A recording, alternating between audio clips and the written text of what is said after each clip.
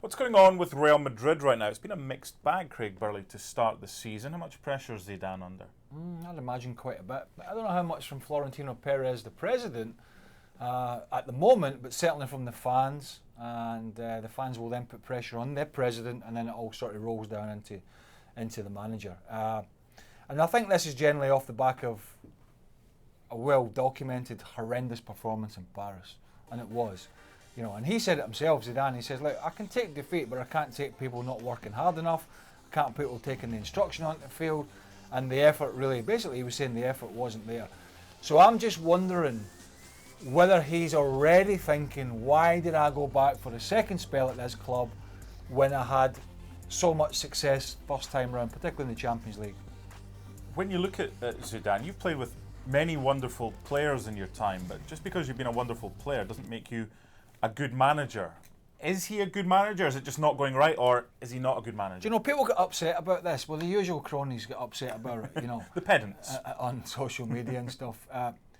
I've always said, even though he won 3 Champions League, we do not know how good he is as a manager, because in some sense he piggybacked off the back of a really good squad. A squad that had Rafa Benitez as a manager, and the usual complaints. Rafa's training is not very good.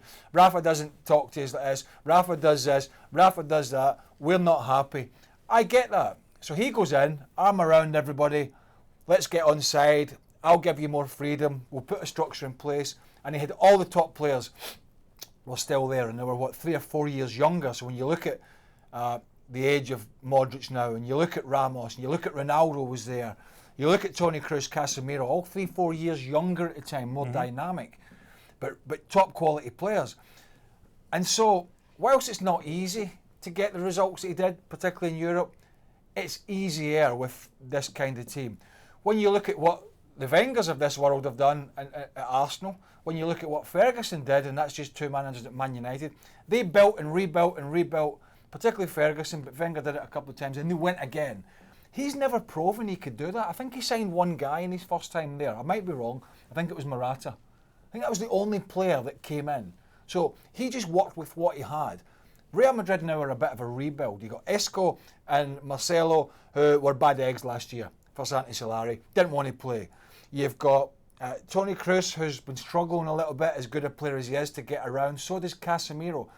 Modric is nearly in his mid-30s. There was talk about him going to PSG. And then they've had injuries as well. Plus you let Keylor Navas go to PSG, and I personally think he's a better goalkeeper than Thibaut Courtois. I don't think he's kept a clean sheet since February. No, and he was a former Atletico Madrid player, so he's already been getting a bit of stick at Real Madrid.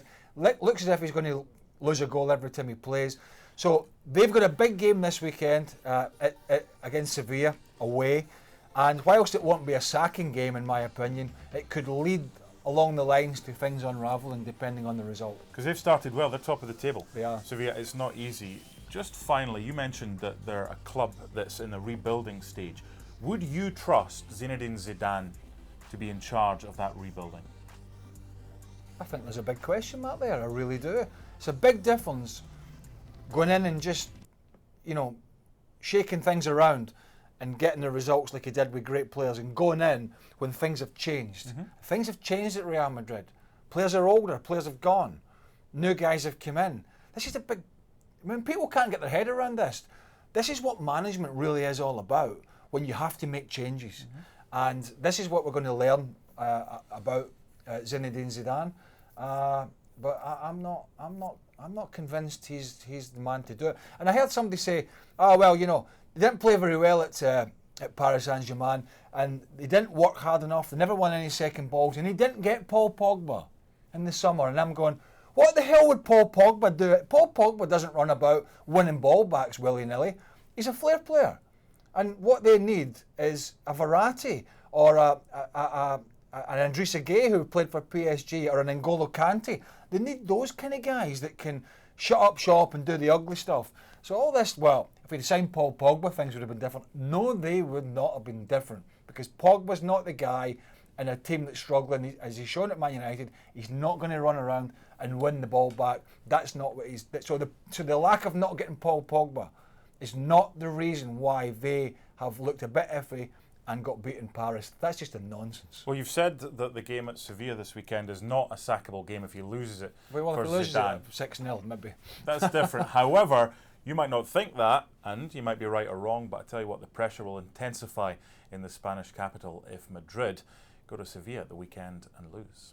Thanks so much for watching ESPN on YouTube. And for more sports highlights and analysis, be sure to download the ESPN app. And for premium content and live streaming, subscribe to ESPN Plus.